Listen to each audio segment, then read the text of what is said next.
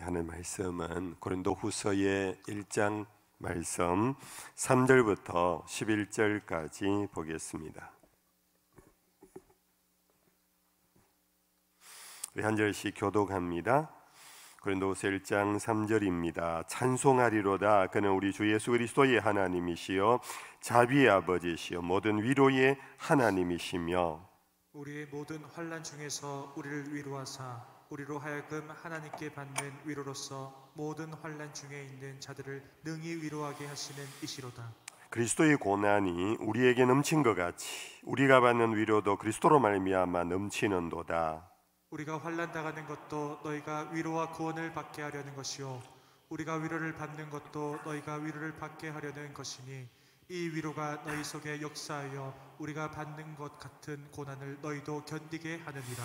너희를 위한 우리의 소망이 견고함은 너희가 고난에 참여하는 자가 된 것 같이 위로에도 그러할 줄을 알미라. 형제들아, 우리가 아시아에서 당한 환난을 너희가 모르기를 원하지 아니하노니 심에 겹도록 심한 고난을 당하여 살 소망까지 끊어지고 우리는 우리 자신이 사형 선고를 받은 줄 알았으니 이는 우리로 자기를 의지하지 말고 오직 죽은 자를 다시 살리시는 하나님만 의지하게 하심이라. 그가 이같이 큰 사망에서 우리를 건지셨고 또 건지실 것이며 이후에도 건지시기를 그에게 바라노라. 같이요. 너희도 우리를 위하여 간구함으로 도우라. 이는 우리가 많은 사람의 기도로 얻은 은사로 말미암아 많은 사람이 우리를 위하여 감사하게 하려 함이라. 아멘. 누구나 환난을 다 겪어요.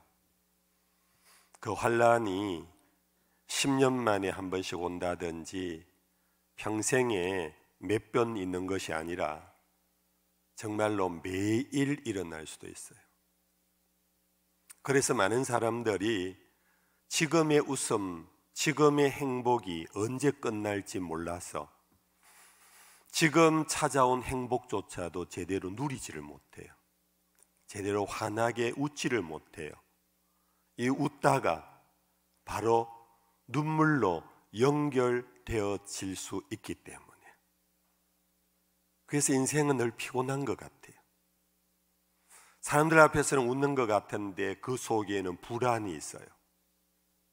이 행복이 언제 끝날지, 나에게 갑자기 어떤 천재지변과 같은 일이 일어나 언제 일어날지 그런 두려움이, 그런 불안이 우리를 지배하고 있어요. 우리 그리스도인들도 마찬가지입니다. 예수 믿는다고 해서 환난에서 면제되지 않아요. 예수님도 그런 말씀을 하셨어요. 제자들에게 너희는 세상에서 환난을 많이 당한다. 그러나 두려워하지 말아라. 내가 세상을 이기었노라. 만약 저 같으면 내가 세상을 이겼으니 너희들에게는 다시는 환난은 없다.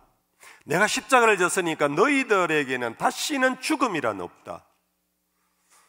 내가 피 흘렸으니 너희 인생은 피 흘린 일은 다시는 없다. 이렇게 하고 싶은데 우리 주님은 당신이 십자가 다 지시고 피 다 흘리셨음에도 불구하고 당신을 믿고 따르는 제자의 길이 오히려 더 좁고 좁은 문, 좁은 길이라는 것을 아시고 제자들에게 아예 그렇게 경고했어요. 나를 따라오려거든 자기 십자가를 지고 오는 거야. 나를 따라온다고 로마 시민권을 얻는다든지 나를 따라온다고 너희들이 만사 형통하다고 생각하면 너희들 나 못 쫓아와. 오히려 나를 따라오는 길은 너무 문이 좁아. 길이 너무 좁아. 그래서 자기를 버려야지만 나를 쫓아와 라고까지 말씀하셨어요. 그러므로 사랑하는 형제자매 여러분들이요, 인생 걸어갈 때 정말 우리는 긴장하며 가야 돼요. 언제 우리에게 어떤 일이 닥칠지 모르기 때문에. 그러나 세상 사람들하고 다른 것이 뭔가 있어야 하지 않겠습니까? 그리스도인들은 그리스도인들은 오늘 본문이 그것이 바로 우리에게 다른 무엇이 있어야 되는가를 가르쳐주고 있어요.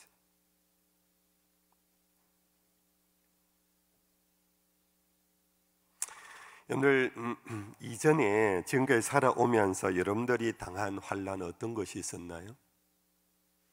눈물을 흘렸던 일은 어떤 일이 있었나요? 정말 속상해서 좀 심하게 표현하면 정말 인생 끝내고 싶을 마음이 들었던 적도 아마 우리 가운데 들어 있었을 거예요. 어떤 일로요? 언제요?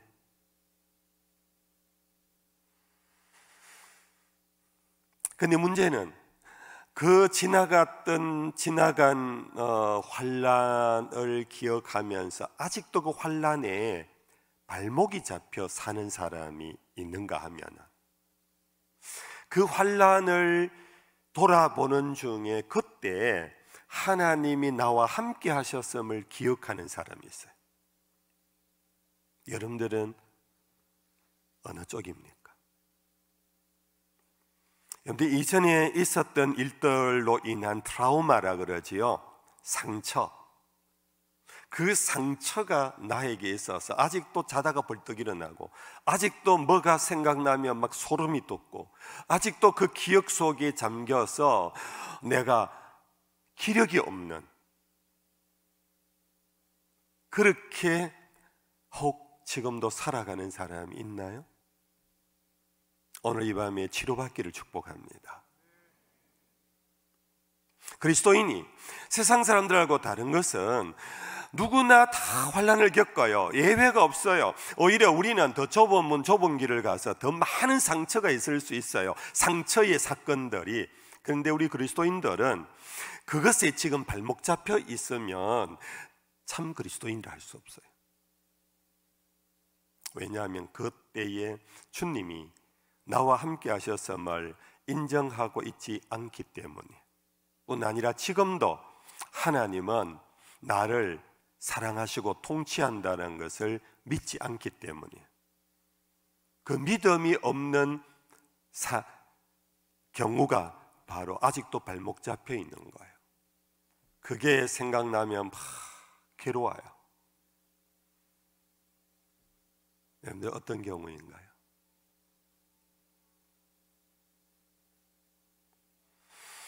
여러분들 우리는 욥을 많이 알고 있습니다. 욥, 환난 중에 최고의 환난을 겪은 사람 아닙니까? 욥, 모든 것을 잃어버린 사람 아닙니까? 그냥 아예 맨몸으로 살다가 맨몸이면 환난이라고 할 수도 없을 그런 거잖아요. 그런데 그는 너무나 많은 것을 가졌던 사람이에요. 그는 자녀도 10명이었어요. 동방에서 의인이라고 말할 수 있을 정도로 그는 많은 사람에게 존경받았던 사람이에요. 그런데 모든 것을 잃어버렸어요. 그러니까 상대적으로 추락하는 이 높이가요, 상대적으로 극에서 극으로 떨어진 거예요. 그런데 우리는 왜 지금도 욥을 교훈 삼아 그의 책을, 그의 글을, 그의 대화록을 읽고 있습니까? 그는 그와 같은 환난 속에서 그 가운데 하나님이 자기와 함께하고 계심을 그는 고백한 그 믿음 속에서 그 환난을 이겨 나간 사람이기 때문에.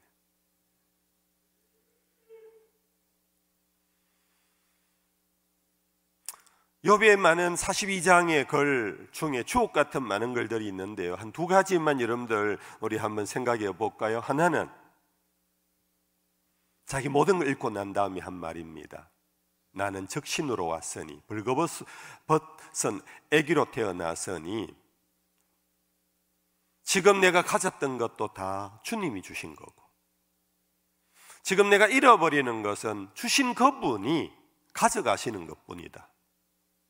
제가 조금 우리말로 쉽게 그냥 제가 편역을 했습니다. 여러분들 오늘 이 밤에 이 믿음이 우리에게 깊이 뿌리내리기를 축복합니다.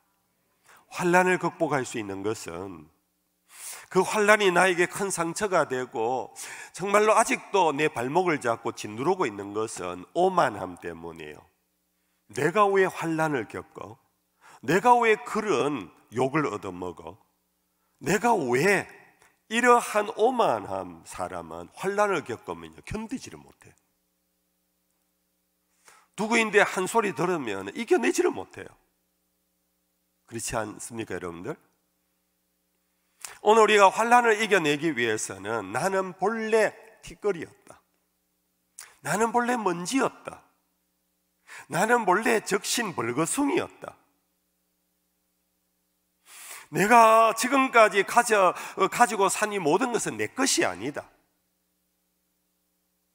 나에게 것을 주신 하나님의 것이다. 그럼 우리 환란을 통하여 내가 병이 들거나 내 자녀를 잃어버리거나 내 가산이 무너지거나 내가 존경받던 내 이름이 땅바닥에 떨어진다 할지라도 나는 원래 그런 존재야. 하나님이 이것을 거두어 가실 뿐이라고. 이게 바로 여러분들 우리가 성경에서 말하는 겸손입니다. 겸손이란 손 비비는 게 아니에요. 허리 90도로 굽히는 그 겸손이 아니에요. 겸손은 내 자신이 원래 하나님 앞에서 티끌이라고 인정하는 거예요. 그러므로 티끌이라는 것은 뭡니까? 땅입니다. 바닥입니다. 바닥에 있던 존재가 이만큼 올라왔다가 다시 거리로 떨어졌을 때 나는 그냥 제자리로 돌아가는 거라고 생각하면 우리는 환란을 이겨내요.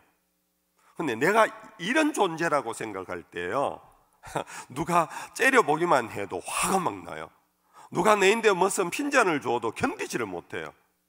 내가 이런 존재라고 생각할 때 내가 가지고 있는 무엇이 없어지거나 떨어지거나 이러면은요, 그것을 정말로 환란이라는 이 표현을 쓰면서 하나님 이럴 수가 있습니까? 왜 나에게 이런.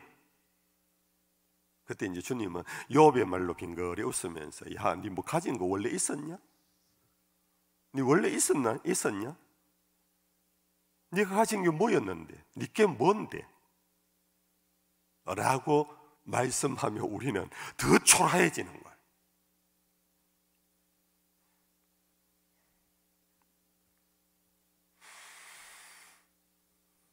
그런데 우리 아까 은송이네 가족 그 엄마와 딸의 대화록을 여러분들 나중에 이게 아마 우리 교회 홈페이지에 유튜브로 또 그대로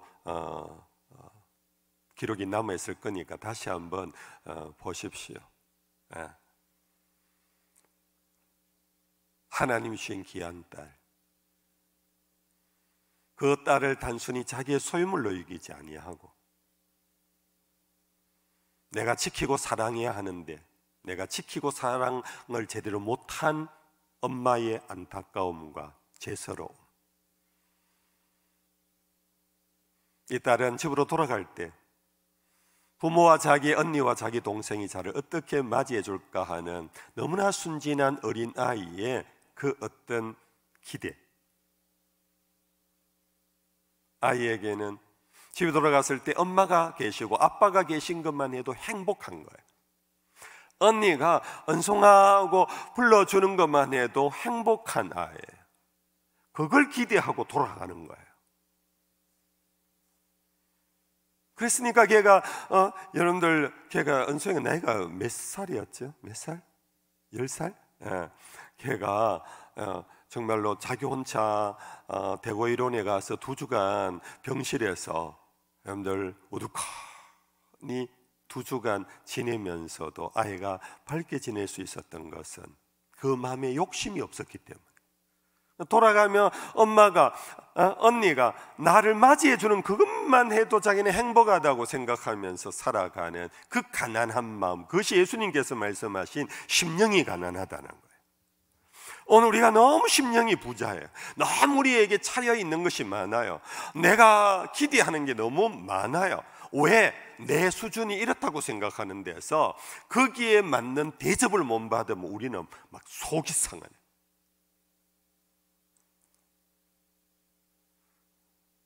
대접 정도가 아니라 환난까지 오니까 무너지는 거예요.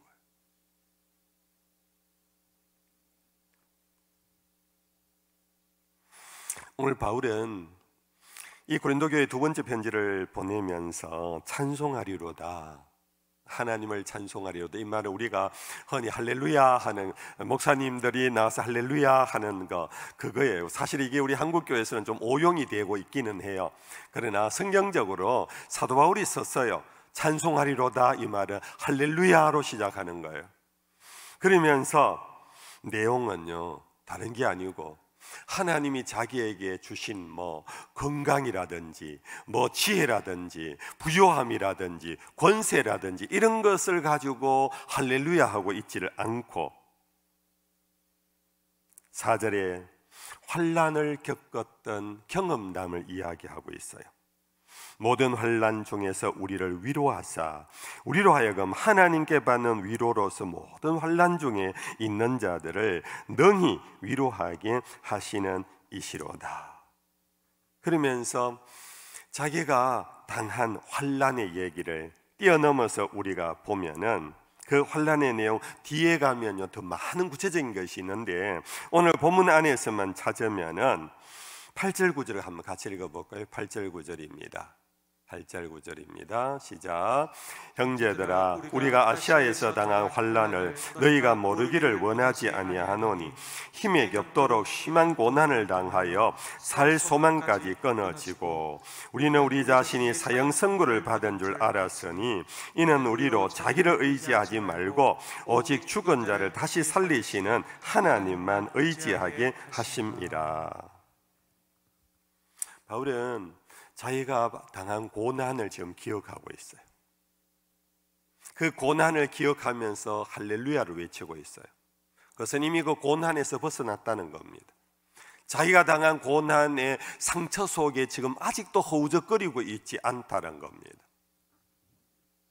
바로 연결하면은 자기가 당한 고난 중에서 하나님의 위로가 자기에게 성했다라는 것을 먼저 밝히는데 그가 당한 고난을 먼저 우리가 살피고 위로를 보려고 합니다. 그는 힘에 겹도록 심한 고난을 당하여 살 소망까지 끊어졌대요.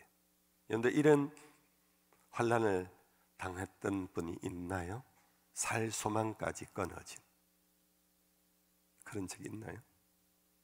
그런 적 없으면 오늘 조용히 입 다물고 찬양만 하고 가세요. 살 소망까지.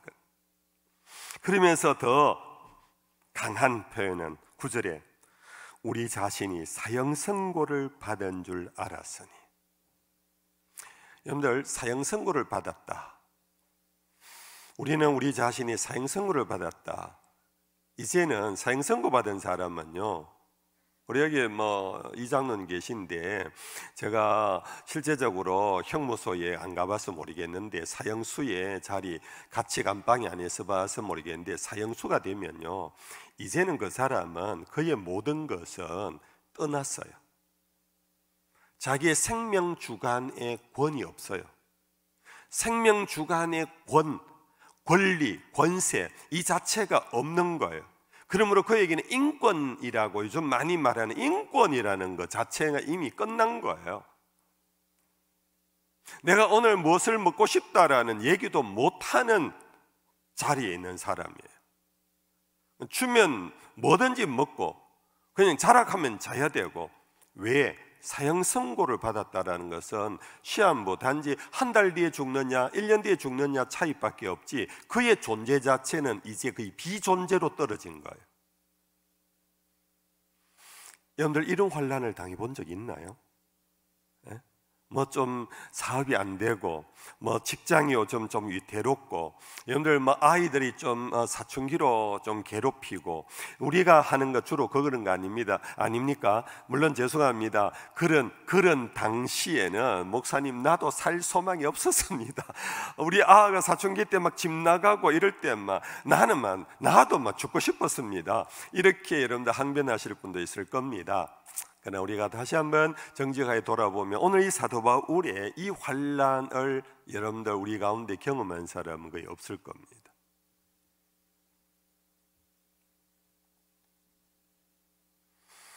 그런데 이때 이러한 환난과 고난 속에서 바울이 깨달은 것이 있어요. 그게 뭐냐 하면 9절 뒷부분에 나오는 겁니다. 9절을 다시 한번 읽어보겠습니다. 우리는 우리 자신이 사형 선고를 받은 줄 알았으니 이는 우리로 자기를 의지하지 말고 오직 죽은 자를 다시 살리시는 하나님만 의지하게 하심이라. 바울이 환난 가운데서 깨달은 거예요. 여러분들, 우리 불가에서나 동양문화권 종교와 철학에서 가장 아름다운 언어, 사용하는 언어 중에 하나가 득도라는 겁니다. 득도, 도를 깨달았다. 이 도를 깨닫기 위하여 시타르타 같은 사람은 7년간 나가서 보리수 나무 밑에서 이제 수행을 하고, 그래서 나름대로 뭐 도를 깨달았다 그러잖아요. 어쨌든 가장 인생의 최고의 철학은 득도예요. 우리 여기 일본 말 잘 하시는 분 사토리라 그래요. 사토리, 깨달음. 여러분들, 우리는 이제 성도라 그러잖아요. 교회는 이제 절에 다니는 사람은 불자라 그러잖아요. 이 불자라는 말이 뭐냐 하면은 깨달은 자라는 뜻이에요. 부처라는 말이 부타라는 말에서 왔는데, 우리는 그 한자로 그냥 불자라 그렇게 해요. 그게 뭐냐, 깨달은 자예요. 오늘 우리 개신교, 우리 기독교회에서 이 단어를 우리 것으로 삼을 수 있어야 한다, 저는 그렇게 생각해요. 오늘 우리는 깨달음이 없는 아는 지식군들이에요. 회개 보면 모르는 게 없어요. 성경 나름대로 성경 공부 이래저래 크로스웨이도 하고 베델도 하고 제자 훈련도 하고 이래저래 다 해갖고 성경 내용은 너무너무 많이 알아요. 교회 수십 년 다니면서 교회 목사님 설교를 매주 들으니까 머리는 아는 게 너무 많아요. 근데 문제는 깨달음이 없는 속에서 아는 자는 환난을 당하면 무너져요. 십자가를 아는 자는 십자가를 못 져요. 십자가의 도를 사토리 깨달아야 돼요. 부활의 그 복음의 진리를 깨닫지 못하면은 부활은 먼 미래의 얘기예요. 그의 삶에 부활의 권능이 없어요. 제가 수년 전부터 여름 캠프를 하면서 말씀 기도 캠프에서 가장 강조하는 것은 뭐냐? 말씀을 또 묵상하고 또 묵상하는 것. 큐티에서는 적용을 굉장히 강조하면서 적용하려고 빨리 나서는데, 이 말씀 기도에 있어서는 적용보다 적용을 제대로 하려면 뭐냐? 깨달아야 된다. 그래서 제가 앞으로 이제 내년 이후로부터 제가 해야 할 일이 이런 일인 것 같아요. 앞으로 이 일을 중심으로 제가 하려고 그래요. 정말로 우리 성도들이 깨달음이 필요하다. 사도 바울은 이 환난 속에서 사형 선고를 받은 것 같은 자리에서 깨달았어요. 우리는 책상머리에 앉아서 참고서 보면서 성경책 밑줄을 착착 그으면서 안다 하는 것으로, 이게 이제 우리가 일상에서 이런저런 어려움이 닥치면 무너져요. 속에서 열불이 난다 그러고 똑같아요. 입에서 온갖 욕이 다 나오고. 여러분들, 정말 환난 속에서 깨달아야 돼요. 사도 바울은 무엇을 깨달았느냐? 내가 이 사형 선고를 받은 이 비존재가 된 것은 전적 나를 의지하지 말고 누구를 의지하라고요? 하나님만 의지하라는 거구나. 이것도 알 거예요. 여러분들 알잖아요. 하나님 의지하라는 말.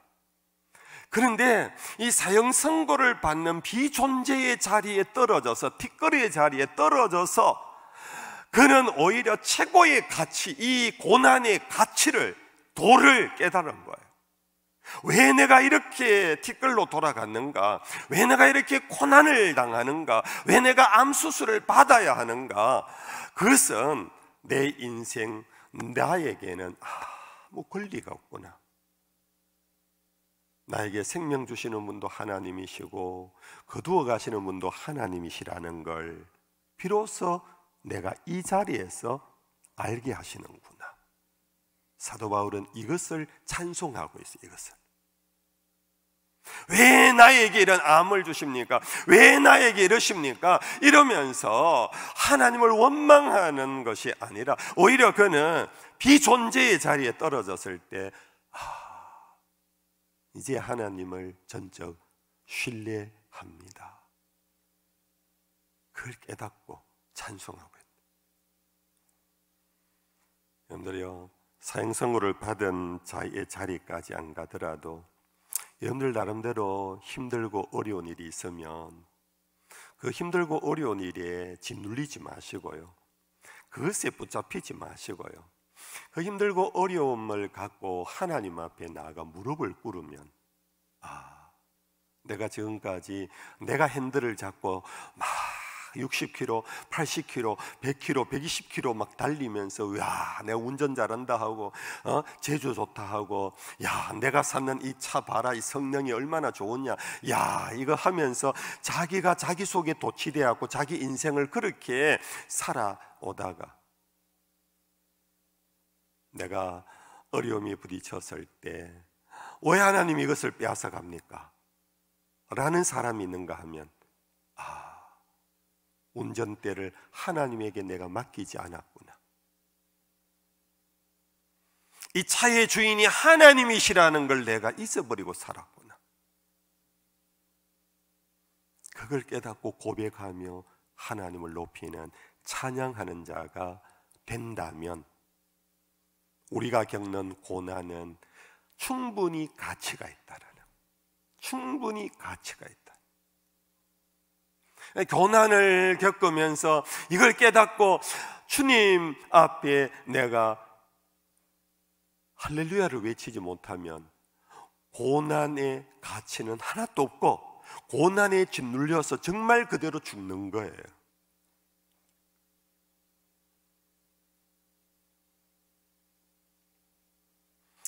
여러분들, 여기서 이제 적용 하나를 해봅니다.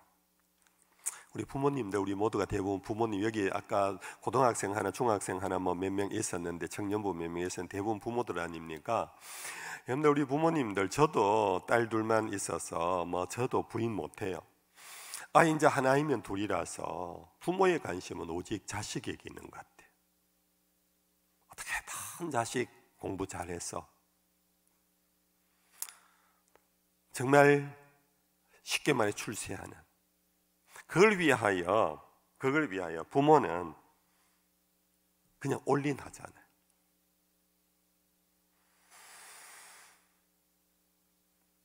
자식에게 필요한 모든 것을 제공합니다. 자식에게 당하는 모든 걸 우리 부모들이 다 떠안아 버리려고 그래요. 떠안아 버리려고. 자식이 온실 안에 자라요. 비바람을 맞지를 않아요.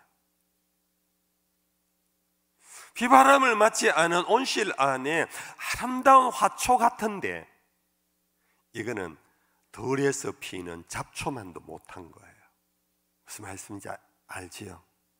온실에서요, 그냥 물 주고 뭐 히터 틀어주고 온갖 영양분 다 주고 완벽하게 자랄 수 있는 조건을 다 해갖고 자라는데 그냥 온실 주인 눈에 예쁜 꽃이에요.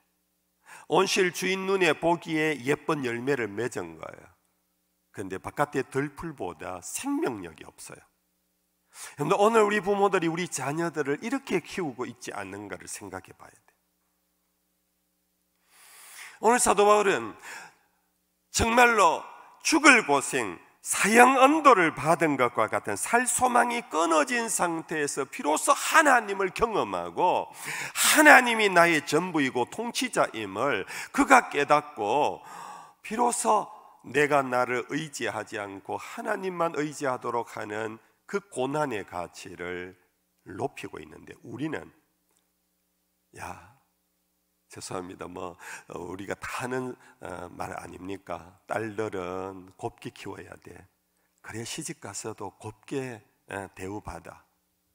그래서 우리 자꾸 그래 하잖아요. 우리 아들도 마찬가지입니다. 아들 기죽이지 않으려고, 여러분들 어디에 나가서 남애 때리고 들어오면 막 좋아하고, 맞고 들어오면 막 속이 상해갖고 막 옆집 멱살 잡고 막 떼기 치려고 하는 그런 모습이잖아요. 내 아이가 고난당하고 내 아이가 험한 일 당하는 것을 견디지를 못하는 거예요. 내 아이가 그런 어떤 갈등, 다툼 속에서 지가 그것을 헤쳐나갈 수 있는 능력을 우리 아이들은 전혀 훈련을 받지를 못해. 우리 여기 50대, 60대 이상 되신 분들은 여러분들 그 자연스럽게 훈련 다 받았잖아요. 왜? 형제간 안에서 훈련 다 받았어요. 다 5남매 이상. 그래서 형인데 당하고 동생인데 치이고 이래가지고 거기에서 생존 전략을 세워가면서 나름대로, 자, 요즘 아이 하나이면 둘이요, 이래도 오야 저래도 오야 다 보호를 하니까 정말 다음 세대의 위기는요, 교회 오느냐 안 오느냐의 문제가 아니에요. 주일학교 나오느냐 안 오느냐의 문제가 아니에요. 얘들이 환난 앞에서 무너진다라는 거예요. 견뎌낼 생명력이 없다는 거예요. 잡초만도 못하다는 거예요. 정말 우리 부모님들 다시 한번 우리 생각해야 돼요. 내 아이 바르게 제대로 잘 키우고 있는가? 정말 내 아이에게 필요한 것이 뭔가? 야 그래 얼마? 그래 뭐 어느 학원? 그래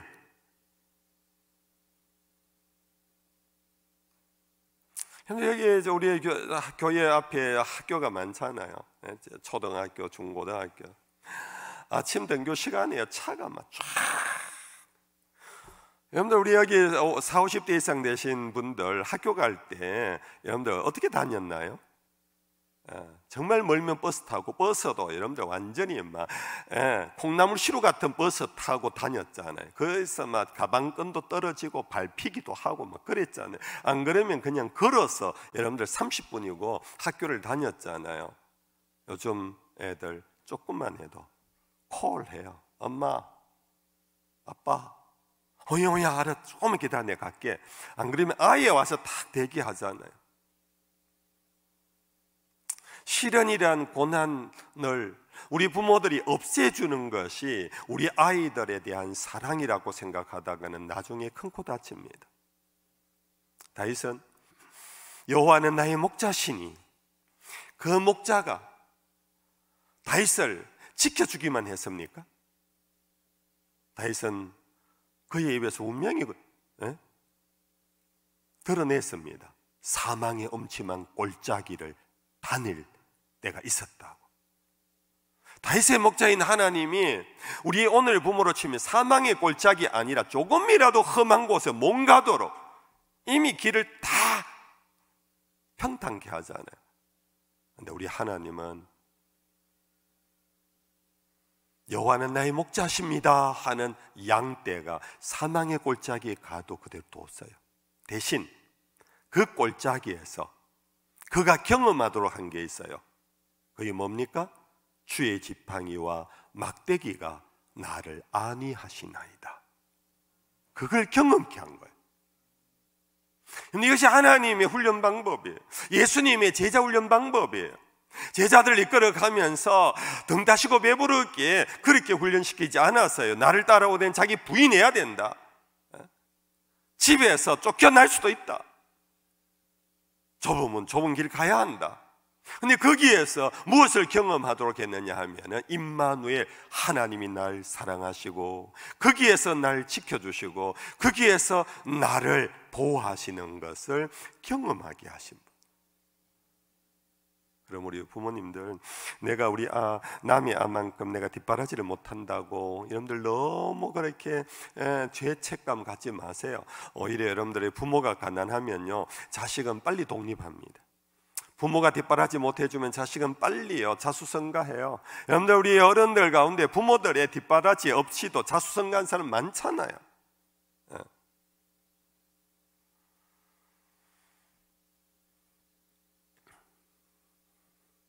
어제 조수미 TV에 나오더라고요. 유재석이가 하는 무슨 뭐 퀴즈, 유퀴즈인가 뭐 거기. 조수미 씨가 서울대 음대를 수석으로 입학했잖아요. 근데 여기 속에 조수미 씨가 서울대 수석으로 입학하기 전에요, 청소년대 가출까지 했대요. 문제 아였어요. 어떻게 해서 실기 점수로만 해갖고 수석 입학은 합격은 했는데 뭐 천부적인 이 목소리 있었겠지요. 근데 들어가가지고 완전히 낙제 점수를 맞고 졸업을 못하는 그런 상황에서 사람들이 네 여기 있으면 졸업 못한다. 그래서 조수미 씨는 서울대 졸업장이 없잖아, 그죠? 그리고는 유학을 보내갖고 부모님 없는 곳에서 그곳에서 그는 살아남았어요. 그의 같이 했던 유재석도 제가 보니까요, 그가 서울 예대 예술대학 91학번이라 그러더라고요. 91학번. 근데 1학년을 4번이나 했대요. 대학 1학년을 4번을 했대요. 그러니까 교양 과목에서 막 전부 다 하는 거 F 권총으로 막 두루 진을 쳤대요. 그래가지고 그의 평점 4만점이에요. 0점 이게 어디 갔지? 0.63이었대요. 4만점 평점 0.63이 어디 있습니까? 이거는 아마 한국 대학생 평점 1도 안 되는 평점 거의 없을 거예요. 그래가지고 1학년을 4번이나 재수하고 결국은 자퇴를 했대요. 그 완전히 바닥으로 떨어져 갖고 동기들인데 완전히 막 머저리처럼 그렇게 여겨졌던 사람이 유재석이었대요. 메뚜기 같이 뛰어가지고 지금. 요즘 여러분들 우리 주부들의 우상 백종원 씨, 이분이 저는 뭐 가문은 잘 모르겠는데 거의 정조부가요 아주 이조 말기에 큰 상인이었대요.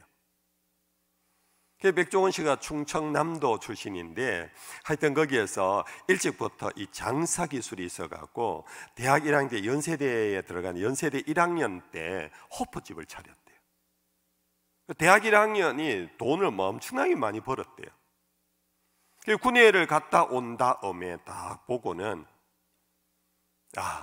돌아가는 걸 보니까 이 목조 이 건축 하고 이게 돈 벌 것 같아가지고 거기에 손을 대가지고 사업을 하다가 IMF를 맞으면서 쫄딱 망해가지고 나이 30살에 부채가 17억이나 돼요.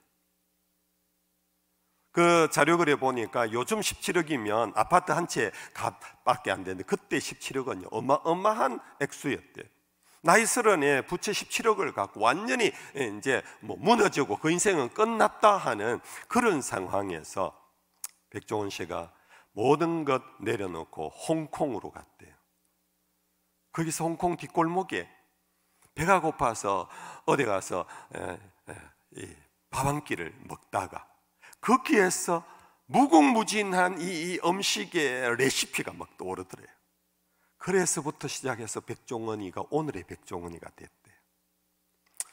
여러분들 물론 내가 극단적인 소수의 한 히로들을 제가 소개합니다만 공통된 것은 뭐냐 하면은 여러분들 우리가 잘 아는 실패는 성공의 어머니, 이 고난 환란의 가치가 있다라는 거예요.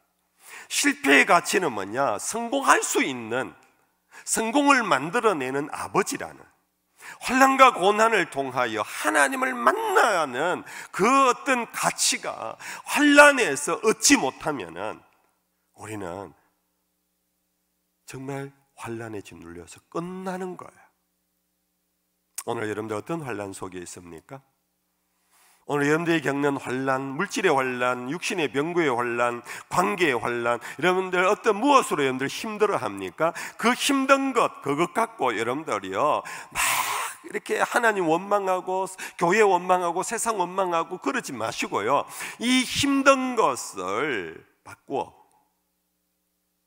하나님께 다 맡기고 내 인생이 아무것도 아니라는 사실을 시인하고 인정하면서 정말 진정 예수를 주라고 부르는 그런 은총의 기회가 되기를 축복합니다.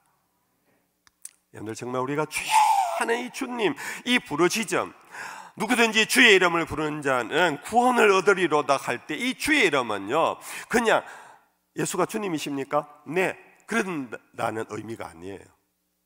그래서 로마 시대 주라는 큐리오스 가이사 로마 황제의 그 폭압 정치 아래서 가이사 외에는 어떤 가이사도 두지 못하는 그 상황에서 또 다른 가이사, 아니 더 높은 가이사 예수를 큐리오스라 부르는 것이 바로 주의 이름을 부른다는 거예요.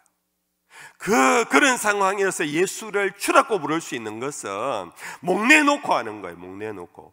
여러분들 목내놓고 할 수 있는 것은 등 따시고 배부른 데서 목 걸지 못해요.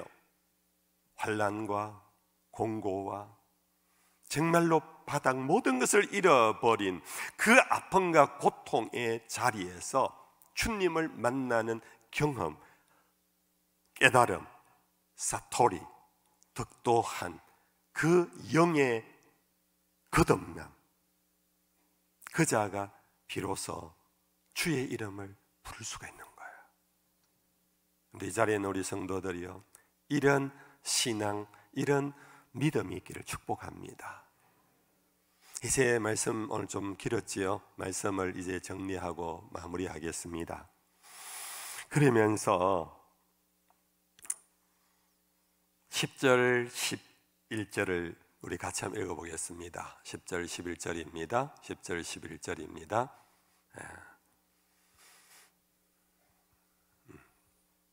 시작.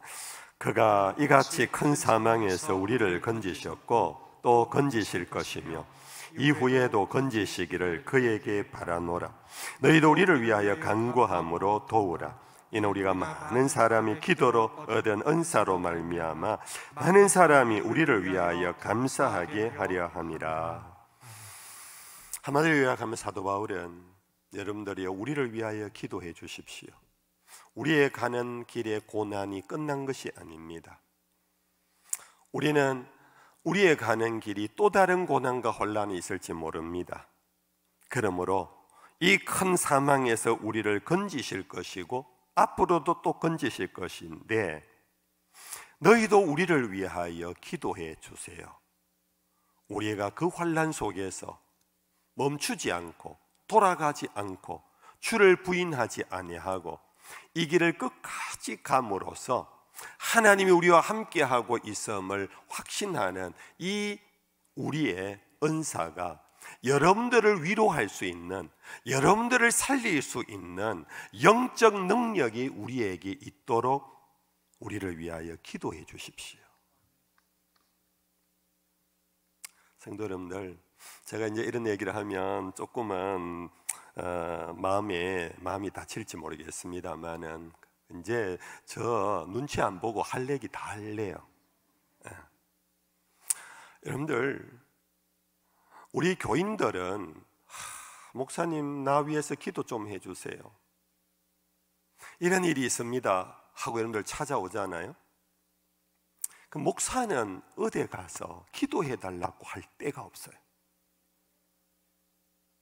그래도 여러분들은 기도를 부탁할 때가 있고, 그리고 또 어쨌든 목회자가 여러분들 위로도 하고 전화도 걸면서 집사님 요즘 어떠세요? 그러고 하잖아요. 그런데 목사는 누가 전화 와서 목사님 요즘 힘드시지요? 어떠세요? 거의 없어요. 여러분들, 목회자가 위로를 못 받으면요 터지는 거예요. 목사 똑같은 인간이잖아요. 깨지는 거예요. 여러분들 전쟁터에서 전술 중에 하나가 뭐냐 하면 지휘관을 죽여라는 거예요. 지휘관을 죽이면 그 부하들은 그냥 아시죠? 여러분들 영적인 전투에서도 마찬가지입니다. 사탄이요, 죄송합니다, 여러분들 집사님들을 죽이려고 별로 그렇게 애 안 써요. 왜냐하면 그건 n분의 1이니까. 근데 어쨌든 지휘관, 그 교회 담임 목사를 깨버리고 부숴버리고 죽여버리면요, 그냥 교회가 파토나는 거예요. 그래서 사탄은 항상 지휘관을 노려요. 여러분들, 이때 우리 교회 교인들이, 성도들이 목사님은 뭐 자기가 알아서 해야 돼. 목사님, 우리가 목사님 어떻게 하는데? 목사님 자기가 금식 가든지 자기가 산기도 가든지 해야 되지 뭐 우리 보고 그거 하면 안 되지. 이러면 이제 저 할 말 없어요. 그러나 그래도 할게요.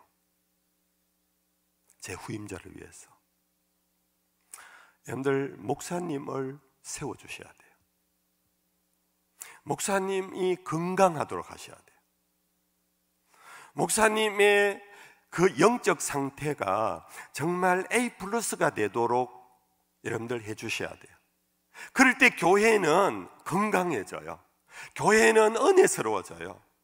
목사가 힘들어서 쩔쩔매고 영혼이 파래져 가고 짓눌리고 어디 위로받을 때도 없고, 사람들은 와서 막 자기들 위로해달라고 그러는데 목사는 어디 위로받을 데가 없는 상태에 놓이면요, 여러분들, 목사는 여러분들 위해서 기도할 능력도 없고 여러분들 위해서 위로할 능력이 없어요. 그러면 모든 거 다 잃잖아요. 사도 바울은, 다른 성경에서도 이랬습니다만, 사도 바울은 정말로 솔직하고 진실하게 우리를 위하여 간구해달라, 복음 사역자들을 위하여 간구해달라, 우리의 가는 길 아직도 고난과 환난이 많다, 지금까지 고난과 혼란 가운데서 우리를 건져주신 하나님, 앞으로도 건지실 것이고 또 건지실 것이다. 그러나 여러분들이 우리를 위하여, 이 복음 사역자들을 위하여 기도해 주십시오.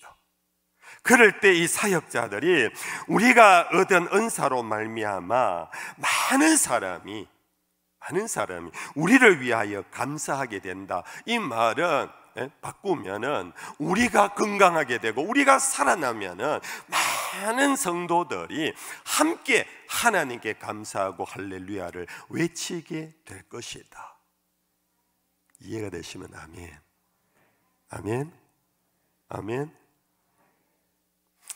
저는 제가 은퇴하면 이 일을 하려고 그래요. 멘토링, 패스토럴 멘토링 미니스트리를 하려고. 제가 목회해 오면서요, 우리 동료들, 제 위에 선배도 그렇고 후배들도 그렇고요, 목사들의 위로자가 없어요. 제가 5년 일찍 나가니까 앞으로 적어도 5년은 우리 목사님의 위로 사역을 해야 되겠다. 제가 근래에 이 멘토링 사역을 좀 해보니까요, 너무 좋아하더라고요. 제가 딱 4주를 했는데요, 3분의 후배 목사님들과 4주를 딱 했는데 그분들 굉장히 회복이 되고 좋아요. 제가 그것을 경험하면서 앞으로 내가 나가서 이제는 이 기성교회 조직교회를 떠나면 우리 목사님들을 케어하고 목사님들을 세워주고 위로하는 그러한 사역이 어떤 교회 사역 못지않게 중요하겠다. 하나님이 나를 5년 일찍 내보내시는 것은 아마 그 일이 아닌가, 그런 생각을 하고 지금 마음의 준비를 하고 있습니다. 여러분들도 기도해 주시기를 부탁합니다. 정말 여러분들의 사랑방의 목자를 살려주십시오. 여러분들의 사랑방의 목자를 세워주십시오.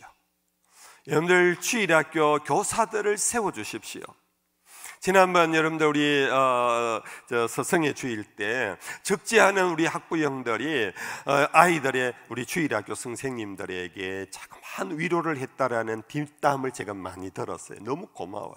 그러셔야 돼요.